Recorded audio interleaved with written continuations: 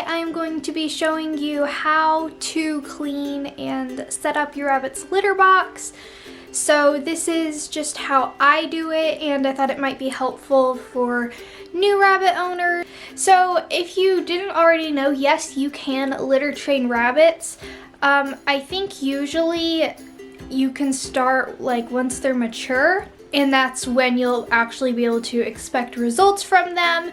Spaying and neutering can help improve litter habits, but my bunny Brincel is not spayed and she is basically perfect with her litter training, so it really just depends on the bunny. Alright, so to start off, you're gonna need a litter box, and I got our litter box from Petco, I believe. It is the So Fresh brand, and as you can see, it is very nice and large, and you need to make sure your litter box is big enough for your rabbit to easily be able to do a full 360-degree turnaround. If you have more than one rabbit, you want to make sure you have at least one litter box per rabbit, because some rabbits will get territorial over litter boxes and not allow the other rabbit in there. So you want to make sure you have more than one litter box if you have more than one bunny. So it can be very helpful with litter training to keep hay either in a hay feeder by the litter box or actually in the litter box, because rabbits love to eat hay while they go to the bathroom. So if you want to make a DIY hay feeder like I did and just put it by the litter box, or if you want to buy one, or if you want to just put the hay in a pile in the litter box, that works too. Just make sure your rabbit always has plenty of nice fresh hay by the litter box, and that should really help with litter training, and your rabbit will really enjoy it as well. Alright, so I have the litter box, and the first thing I'm gonna do is go empty it. I'm not gonna show you what it looks like because it's kind of gross, but I think it's been like probably 4 or 5 days since I cleaned it, just to kind of give you an idea. So I'm gonna go dump it in our compost pile, and then I will be back with you. Next thing we do is rinse it.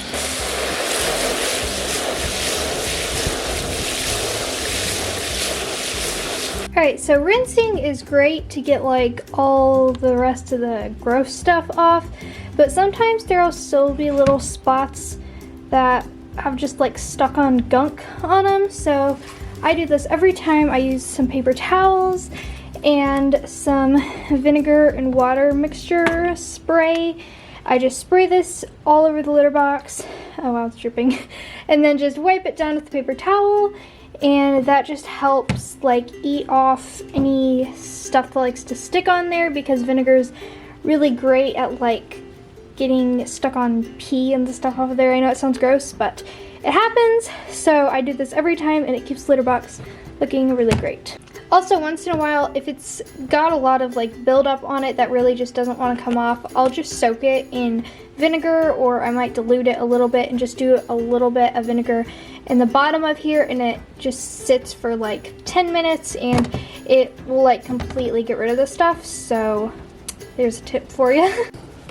Alright, so now that the litter box has been emptied and cleaned, it's time to fill it back up. So I start with pine pellets.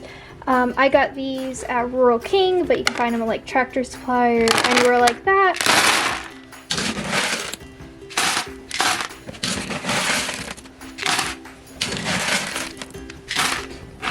So I just put those in the bottom and spread them around.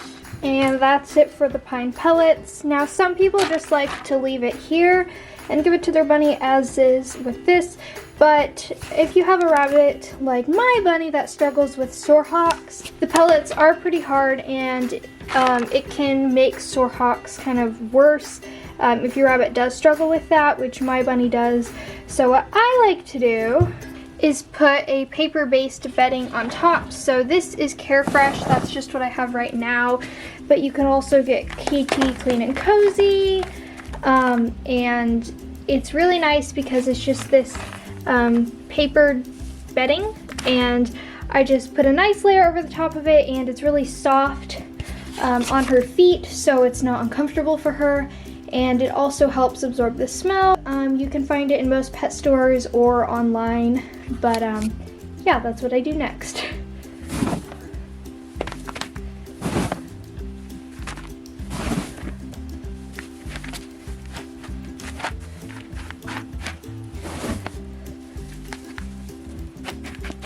So you could do as thick or as thin as you want. I just do it enough to just barely cover up the pine pellets, and that's usually good for me. One thing I'd also like to mention is I have seen a lot of people use pee pads to line the litter box. If you're gonna do that, I would just make sure the rabbit can't chew them, because that would not be good for them. So just make sure your bunny can't chew them, and it should be fine. They are a little more expensive. Personally, I choose not to use them because I don't really see a point in it. My litter box stays clean, like the litter box doesn't get buildup on it, so that's not a problem for me.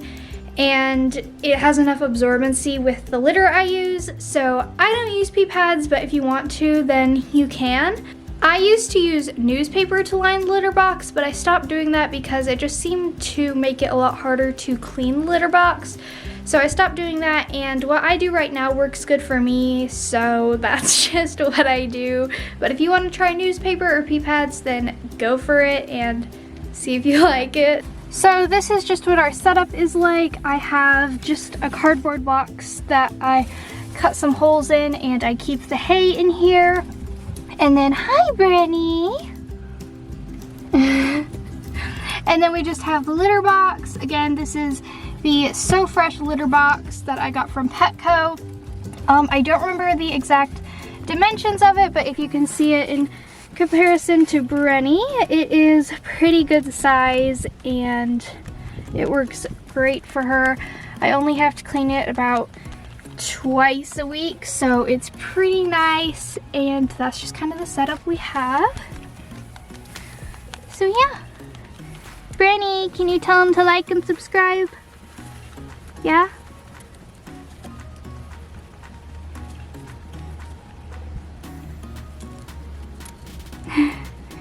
All right, we will see you all next week. Bye!